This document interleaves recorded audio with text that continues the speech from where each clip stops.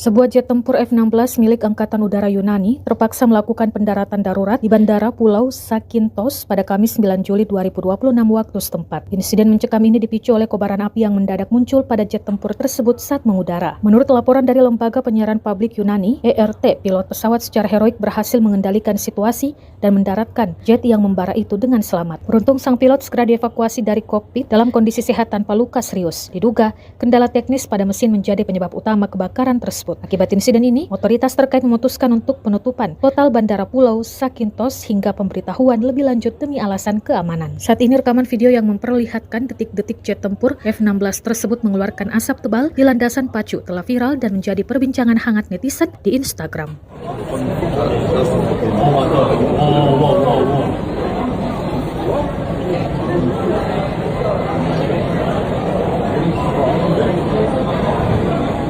Get up. Yeah, the guy's up. You just run across the thing. He must have been How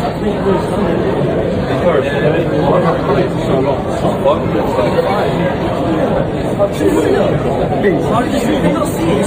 How did I see it? I just saw a fucking fireball when I looked out the window. I saw it going past. It had like a little thing. Yeah. We're not doing it.